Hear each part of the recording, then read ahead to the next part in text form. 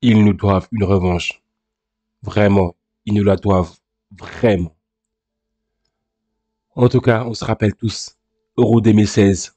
Un soir de 10 juillet 2016. Oui, c'était la finale. Finale de l'Euro 2016. Une opposition de style entre le Portugal et la France. Opposition qui regroupe des joueurs talentueux tels que Nani, Silva, Ronaldo, Mario, Carvalho, Sanchez. Une équipe de France qui était dotée d'un Payet en feu, Griezmann, Giroud, Pogba, pour ne citer que.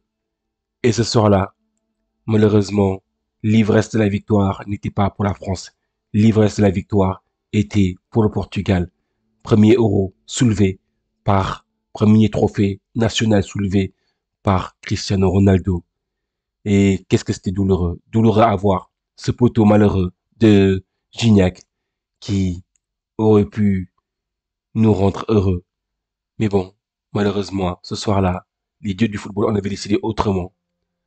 En tout cas, on se donne rendez-vous Euro 2024, non pas pour une finale cette fois-ci, mais pour des quarts de finale, pour une place en demi-finale.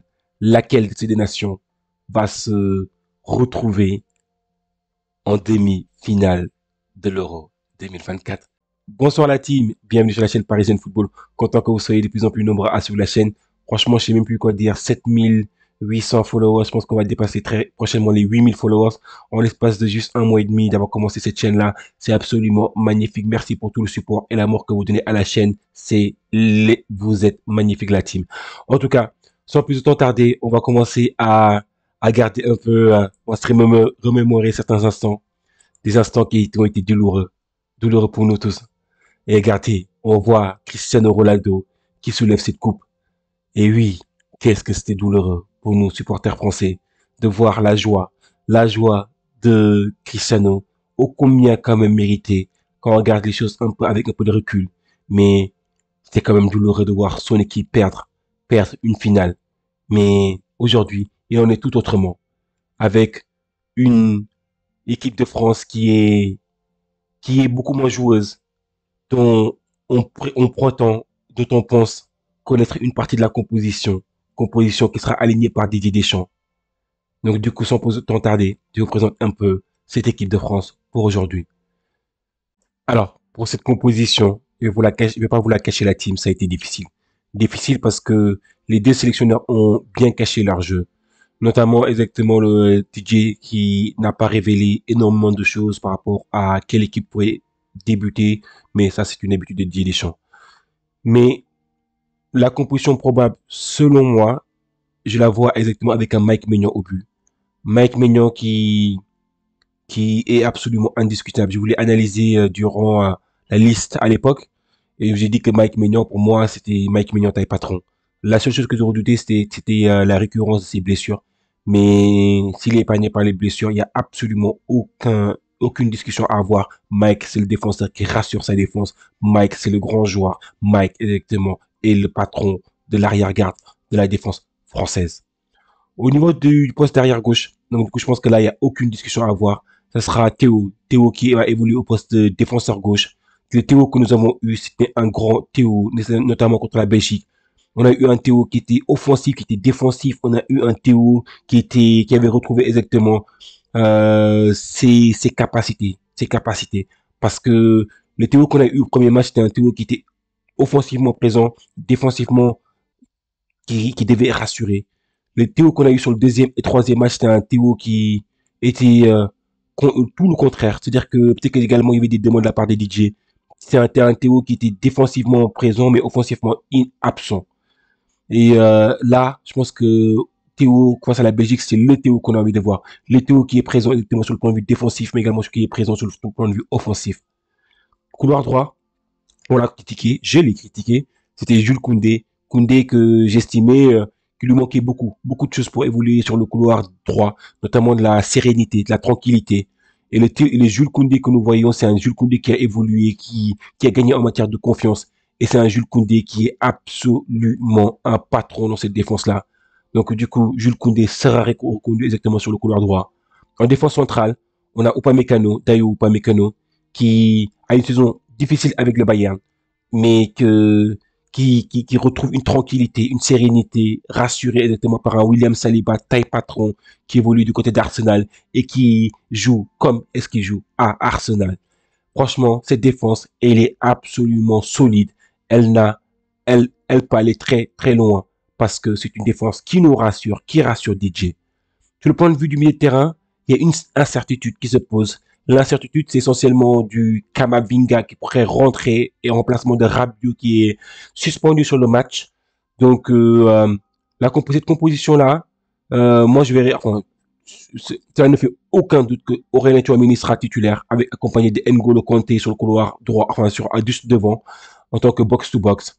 Mais on dit actuellement que Antoine Griezmann pourrait être recentré dans l'axe ou éventuellement prendre un poste exactement sur le couloir droit. Si Antoine Griezmann est recentré dans l'axe central, on va essentiellement voir une réintégration, enfin la sortie de Eduardo Camavinga ainsi que l'intégration d'un Ousmane Dembélé sur le couloir droit. Mais si Antoine Griezmann évolue sur le couloir droit comme il a pu évoluer durant le match contre la Belgique, on va avoir un remplacement poste pour poste de Rabiot par Eduardo Camavinga, en sachant que Kylian Mbappé évoluerait sur le couloir gauche et ou éventuellement dans l'axe, et Randal Kolo Muani évoluerait soit sur le couloir gauche, soit éventuellement dans l'axe de l'attaque de l'équipe de France, en remplacement de Thuram. Je pense que Thuram a montré pour moi pas grand-chose depuis qu'il est présent exactement au sein de cet effectif et ne nous rassure pas offensivement. Et donc du coup, parce qu'il ne nous rassure pas offensivement, je pense que Thuram devrait être sorti de cette équipe. Moi, j'aurais préféré personnellement un Giroud parce que je pense que Giroud a encore des choses à apporter avant de partir à la retraite, une retraite bien méritée parce qu'il a beaucoup donné, beaucoup apporté à cette équipe de France. Mais vous savez, DJ a ses préférences et DJ sa préférence se dirige vers Randal Kolo Muani. Et vous l'avez vu durant les changements face à la Belgique, il a fait rentrer exactement Randal Kolo Muani. Un changement qui a été payant pour lui parce que c'est lui qui lui offre exactement le but de la victoire et la qualification en quart de finale. Donc du coup là, ça c'est la composition d'équipe telle que je pense qu'elle sera peut-être alignée pour ce soir. Vous, n'hésitez pas à me donner exactement votre position. Que pensez-vous de cette composition d'équipe? En sachant que cette équipe portugaise, elle aime attaquer. Attaquer avec des arrières qui montent très très haut.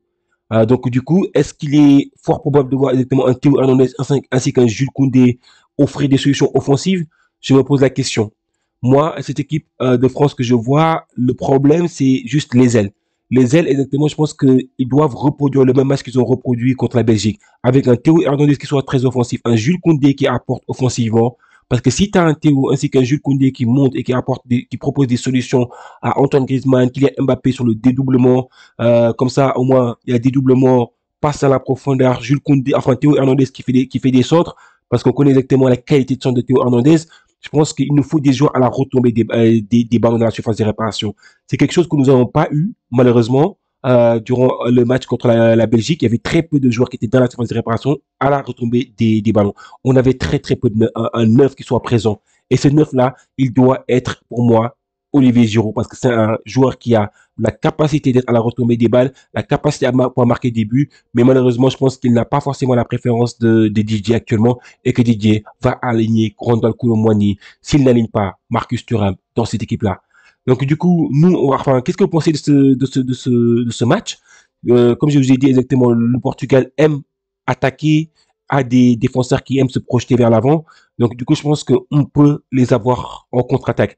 Mais sachant qu'ils ne jouent exactement l'équipe de France, est-ce que les ailiers, enfin, est-ce que les défenseurs, les latéraux portugais vont se prendre au risque d'attaquer, en sachant qu'ils ont Kylian Mbappé, qui est un élément important dans les ailes, ainsi que Randal Kolo Muani. Et le fait d'apporter exactement Randal Kolo Muani ainsi que Kylian Mbappé peut également être un élément positif parce il peut pousser exactement cette équipe portugaise à rester bas au niveau des latéraux, comme par exemple Cancelo et également Nuno Mendes qui aurait plutôt à défendre sur Kylian Mbappé et Randal Kolo Muani, et ils savent que ces joueurs-là, cette attaque française, elle va vite. Et donc du coup, ça peut pousser les latéraux portugais à devoir défendre davantage. Donc du coup, ce que l'équipe de France devra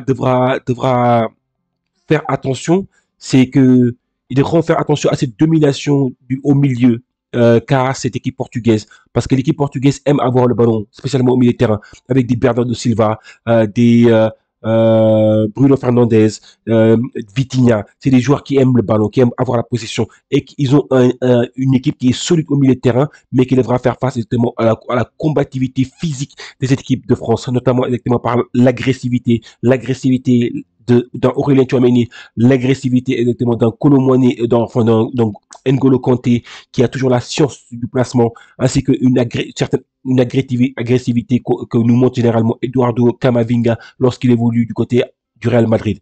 En tout cas, pour moi, je vois ça un match comme étant exactement un match qui sera disputé, un match qui va se jouer exactement sur des petits détails, comme les matchs des Ligues des Champions. Et je pense s'il y a victoire pour moi, ça va être une victoire qui va se jouer à pas grand, ça va être un match qui va se jouer à pas grand chose, qui peut être également une victoire d'une équipe comme de l'autre, parce que on a deux sélections qui ont énormément de qualité. Une qualité qu'on n'a pas beaucoup vu avec l'équipe de France. Pourquoi? Parce que cette équipe de France a eu beaucoup de mal à jouer dans ces taureaux-là, et cette équipe de France a eu beaucoup de mal à jouer offensivement.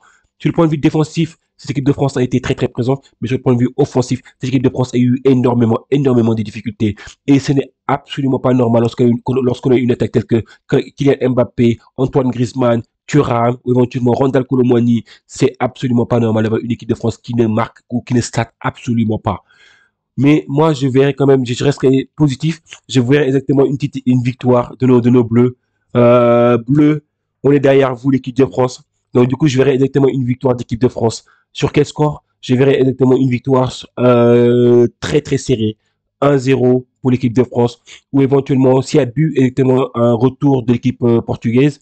Donc, du coup, je verrais éventuellement une équipe de France, une victoire avec un but de plus pour l'équipe de France sur le score de 1-0 ou éventuellement sur le score de 2 buts à 1. Parce que cette équipe de France, c'est très, très difficile pour lui marquer un but. Donc, du coup, 1-0, ce sera pour moi le scénario le plus probable.